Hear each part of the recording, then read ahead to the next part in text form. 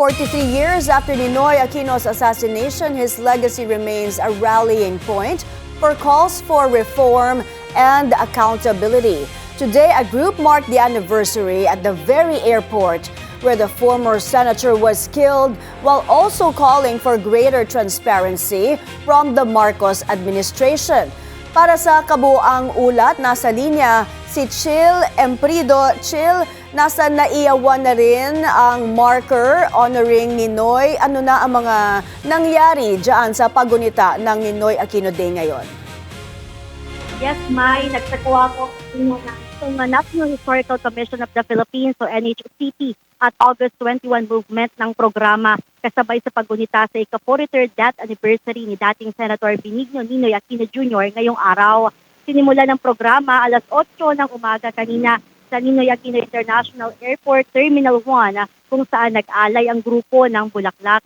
Kasunod nito, nagpasalamat naman ang grupo sa New NAIA Infracorp o NNIC matapos inipat ang marker sa pinagandang arrival curbside ng terminal bilang pag-aalala sa yumaong senador. Ayon sa NHCP, itinuturing ang pagkasawi ni dating Senator Benigno Aquino bilang isang mahalagang yugto sa kasaysayan na nagbigay daan sa mas malawak na panawagan para sa reforma at kalaunan ay sa 1986 People Power Revolution. Kasabay ng programa kanina, nanawagan naman ang grupo ng transparency at accountability sa Marcos administration. Well, number one, corruption pa rin until now. Accountability is the question regarding his administration.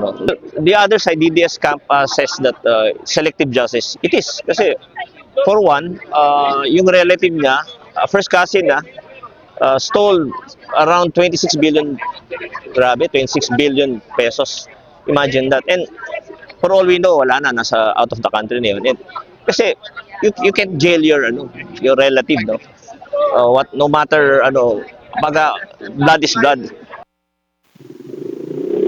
May matatandaang pinaslang ang dating senador noong August 21, 1983 pagdating niya sa NAIA na dating Manila International Airport mula yan sa Estados Unidos. Sa ilalim ng Republic Act No. 9256, idineklara ang August 21 bilang Ninoy Aquino Day, isang special non-working holiday sa bansa. This is Chil Emprido, the Lion News Channel. Maraming salamat, Chil Emprido, nag-uulat. President Ferdinand Marcos Jr. is urging Filipinos to draw inspiration from the courage and convictions of the late Senator Benigno Ninoy Aquino Jr. by strengthening unity and taking an active role in the country's democracy. In his Ninoy Aquino Day message, Marcos said, "The occasion is a chance to reflect on the past while facing today's challenges and protecting the nation's independence and institutions."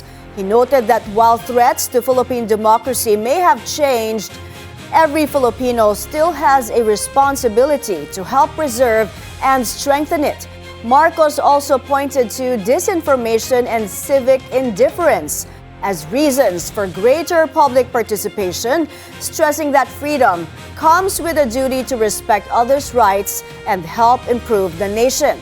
He said the government will continue working to ensure democratic values are matched by opportunities that can improve the lives of Filipinos.